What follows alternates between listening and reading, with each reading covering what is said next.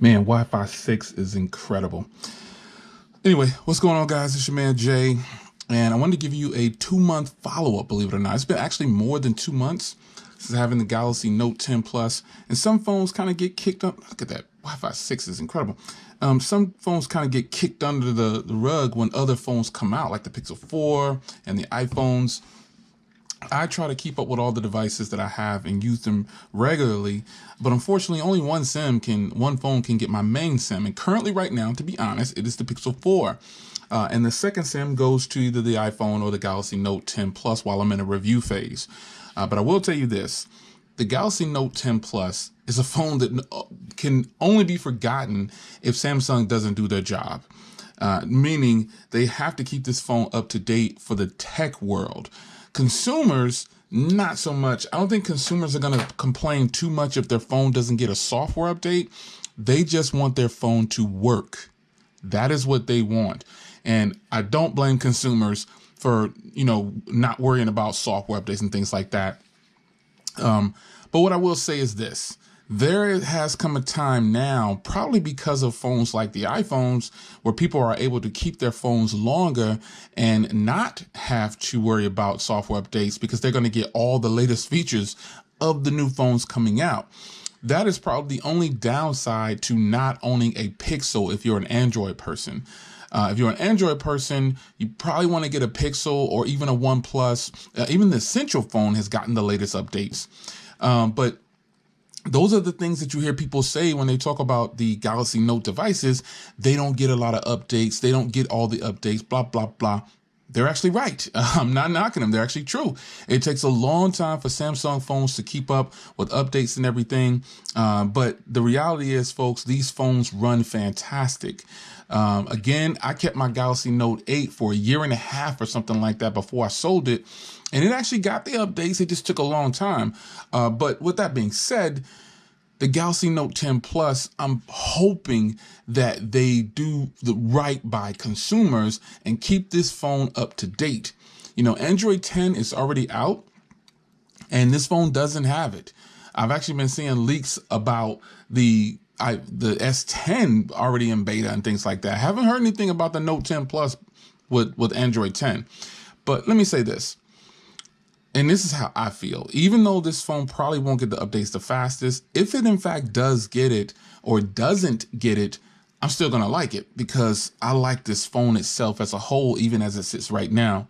So I can do without, if they just give security patches, but I'm just saying this, not that I have to have these security patches. I don't really care about it like that. But the last time I said that, someone said, well, Jay, you need those so your phone is secure. I said it before and I'll say it again in another video. If it's man-made, it's already broken. It's not going to be secure. So I wouldn't say I would tell you to don't trouble yourself worrying about if it's going to get a security patch or get the latest update. Buy a phone if you like the phone for the functionality that it gives you. And reality is this, all the hype is going on and everything right now. The OnePlus just dropped, the Pixel just dropped, the iPhones are out. But this phone cannot be slept on, folks. This is still going to be a lot of people's phone of the year. Now that we have all the phones out, honestly, it's going to be a tough one. It's going to be a tough one, but the phone that's out front is this phone. And there's a reason why. You've got functionality. Like I said, when I first had this phone, when I got it, I used it for 30 days straight and I ran my YouTube channel from this device. Let's not sleep on these cameras either, folks. The cameras are good enough. 4K 60. Yeah, it doesn't do unlimited one solid piece, but you still can do 4K 60. I haven't had any overheating issues with 4K 60. Just no problems. The front camera does live focus video or portrait video. These are things that are important. The S Pen for me when using this phone comes in really handy when I'm doing some serious editing while I'm using Power Director Pro. It's just a huge win for me to have this phone in the catalog. And if you missed it, are you looking at this huge 6.8-inch display? Quad HD Super AMOLED goodness, man. This thing is just amazingly beautiful. I've demoed it. I've done all that I could do with it, man. This is just a hot phone. Battery life on this thing is extremely good. You should be able to make it through a full day.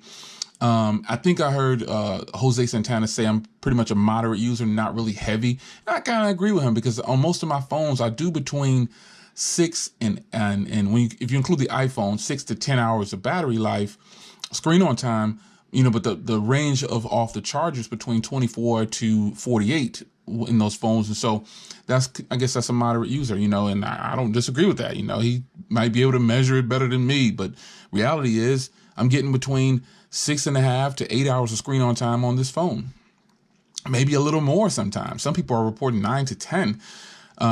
The phone is stable. And again, as I spoke over the beginning of the video, most of the beginning of the video about the software updates, it is what it is. You have to buy into the brand that you want to get into. And if you're not thinking about software updates, most consumers don't walk into the store and say, hey, is that phone going to get the software? Is it going to get Android 12? People aren't saying that. They're just like, oh, that looks beautiful. I used to have the Galaxy S5. They start reminiscing about what these have. And the reps are going to tell them, oh, this is a major upgrade. You get this, this, and this. Or I used to have the Galaxy Note 2. That was the last Galaxy Note I had. And they're going to tell them, look at how thin this phone is. It's beautiful hardware. You get full screen now. They're going to sell it to them, at least they should be trying to.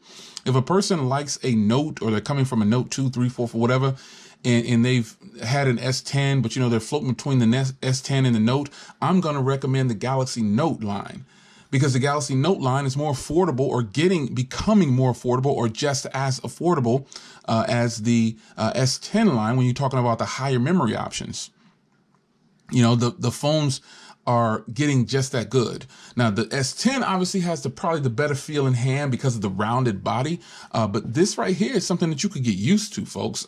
I'm telling you, it's not going to be something that is hard to get used to. Now, I know I have big hands. You guys always remind me of this for some reason. But even there's even a smaller version of this phone right here, if you don't want this big version of 6.8. So I say this phone, to me, the Galaxy Note line, the Galaxy, you thought I wasn't going to forget, it can never be forgotten by consumers because of the Galaxy Note 7. Everybody remembers what happened with that. So everybody wanted a comeback, and Samsung did right by everybody and gave everybody a comeback. So I agree, this is just an all around good phone, man. The cameras are just ridiculous. You got that wide angle, even right here, I got this full keyboard in view, this close to it. So that gives you some sense of what Samsung is doing, man. You got that telephoto lens. I can get all the way in and it'll focus. That's sweet, man. Samsung is doing the doggone thing. You got this live focus video, got the portrait video going on, man. I mean, 4K 60. It's just a good look, man. The S Pen, obviously, we know that's going to be a hot item amongst people who like Galaxy Notes, but I tell you, I have to give you follow-up videos on these. And again, I'm being totally honest. Even though this doesn't have my main SIM card, it gets used. And the performance on it appears to be a little bit better because it's not the primary phone at the moment. Like battery life, standby time, it appears to be longer because it sits a little bit longer than the Pixel 4. You know what I'm saying? So, but still, all in all, you still can get 6 to 8 hours of screen on time with a Galaxy Note 10 Plus. Fantastic. The screen is better than the Pixel 4, in my opinion. It's better than any screen. This is the best screen I have in the catalog. 90 hertz refresh rate or not, this screen is beautiful. Straight up and down, folks. Straight up and down. So I want to give you a follow-up, man. We're over 60 days, but I'll just call this the 60-day review.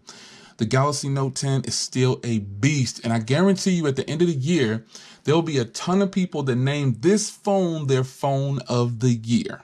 Just saying. We've pretty much got them laid out on the table now. We're heading into November at the recording of this video.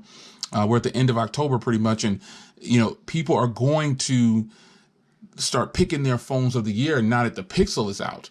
This is going to be a lot of people's phones of the year. It's not going to be hard for them. The Fold is out. People bought that Fold. That's just not a good purchase, man. I'm not even going to get into that. Galaxy Note 10 over the Galaxy Fold on a bad day. It's your man Jay. Hope you guys enjoyed. 60 days with the Galaxy Note is still the truth.